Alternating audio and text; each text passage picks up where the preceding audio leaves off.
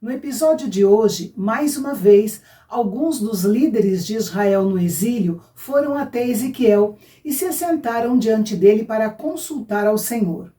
Acontece que o Senhor não queria ser consultado por eles. A razão do descontentamento de Yahvé você fica sabendo agora aqui no canal Bendito.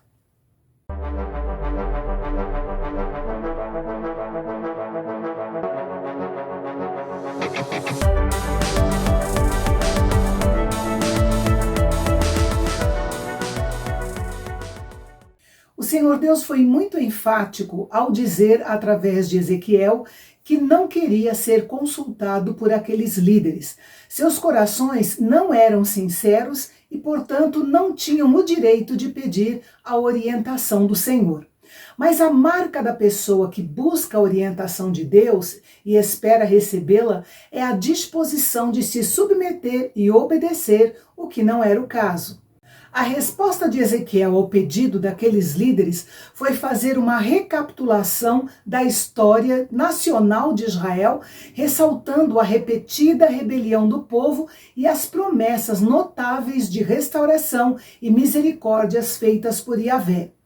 É importante lembrar que, baseado no que nós falamos no capítulo 18, o Senhor não estava castigando os judeus do tempo de Ezequiel pelos pecados dos seus pais, cometidos séculos antes, mas sim porque eles haviam cometido exatamente os mesmos pecados dos seus pais. Daí o motivo da recapitulação da história de Israel.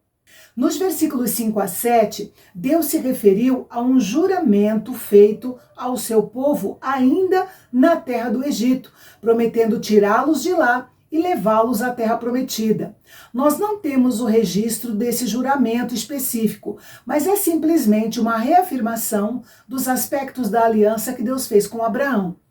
Deus escolheu o melhor lugar do planeta para eles, um lugar que ele chama de a coroa ou a glória de todas as terras. Deus jurou que daria essa terra a eles, mas também ordenou que eles deveriam jogar fora os ídolos do Egito e se desvincular totalmente deles. Porém, ainda no Egito, o povo não obedeceu a Deus e nem abandonou os ídolos egípcios. Apesar disso, Deus foi misericordioso com eles para preservar seu grande nome entre os gentios, para que não dissessem que Yahvé era incapaz de libertá-los. Apesar dos pecados do povo, Deus os libertou da escravidão de 400 anos no Egito e ainda fez muito mais. Ele os trouxe ao Monte Sinai e lhes deu a sua lei para fazer de Israel um povo especial para si mesmo. Se tivessem atendido a essas coisas, teriam sido santos, saudáveis e felizes. Mas eles se rebelaram contra Yahvé no deserto e o coração deles foi atrás dos ídolos. No entanto, mais uma vez o Senhor os poupou para que seu grande nome não fosse profanado entre as nações gentias. Como a geração que saiu do Egito era rebelde, Deus então falou aos seus filhos para não repetirem os mesmos erros dos seus pais. Ele deu àquela segunda geração, nascida e criada no deserto, a oportunidade de andar nos seus caminhos. Mas, infelizmente, aquela geração do deserto também desobedeceu a Deus. E mais uma vez, Deus os poupou para que seu santo nome não fosse profanado entre as nações pagãs. No final dos 40 anos do deserto, Deus prometeu ao povo de Israel que se eles persistissem na desobediência e rebelião, ele os espalharia entre as nações. Agora, Ezequiel e os líderes que estavam ali diante dele estavam experimentando o cumprimento dessa triste promessa.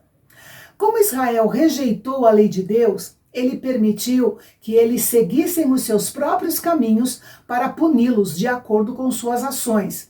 E sua desobediência os levou a um pecado maior. O povo serviu e honrou os ídolos pagãos das formas mais impuras e terríveis, incluindo o sacrifício de crianças a Moloque. E mesmo depois de entrarem na terra prometida, eles ainda foram infiéis a Deus.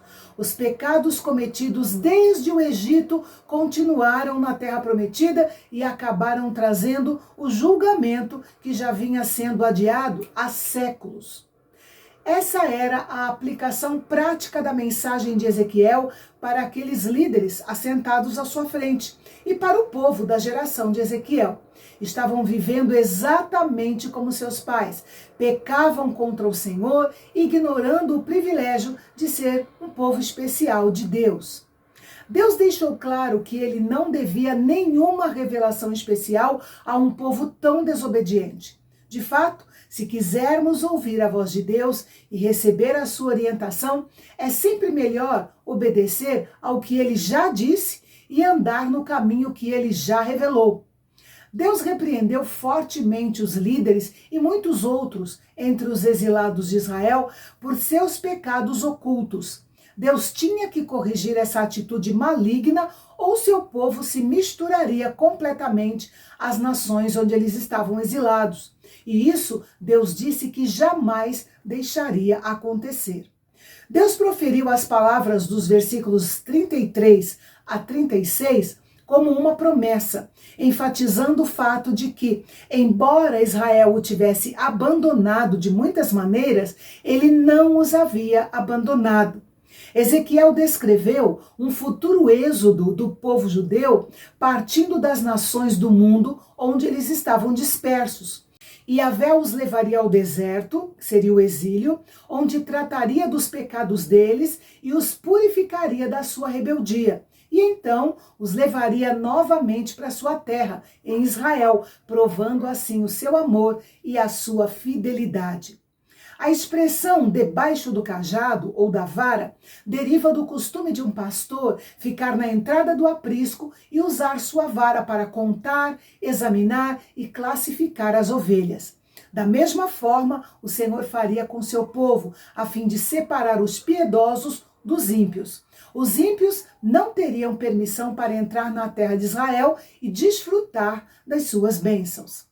No versículo 39, Deus chamou o seu povo para um ponto de decisão, assim como Josué fez. Se eles quisessem servir aos seus ídolos, eles poderiam ir, só não podiam ter o coração dividido. Adorar a Yahvé e aos ídolos era uma profanação ao seu santo nome. Deus claramente ansiava pela restauração de Israel à sua terra. Quando ele os trouxesse de volta, seria como um sacrifício agradável e o nome do Senhor seria glorificado entre os gentios. A nação restaurada não cometeria mais os mesmos pecados de antes do exílio. Eles teriam nojo de si mesmos por causa de todos os seus pecados, e a grande misericórdia de Deus seria uma revelação poderosa da existência e do caráter de Yahvé. Depois Deus disse a Ezequiel para pregar contra o sul, isto é, contra a terra de Judá, que ficava ao sul de onde Ezequiel estava, na Babilônia. Usando a figura de um incêndio florestal, o profeta descreveu a terceira e última invasão dos babilônios, que destruiriam a nação de Judá e incendiariam a cidade de Jerusalém e o seu templo dentro de um período de cerca de 5 anos. O julgamento seria tão completo que queimaria as árvores verdes e as árvores secas, ou seja, tanto os justos quanto os ímpios sofreriam com a devastação causada pelos inimigos. E o capítulo termina com uma expressão de tristeza e indignação do profeta. Os líderes de Israel, que estavam ali com ele, alegaram que as parábolas de Ezequiel eram difíceis de entender, embora isso fosse intencional. Ele já havia feito isso outras vezes para despertar a atenção do povo, e dessa vez não seria diferente. A explicação dos detalhes dessa mensagem em forma de parábola viria a seguir e será o assunto do nosso próximo encontro aqui no canal Bendito, o nosso canal de Fala Fácil. Até lá!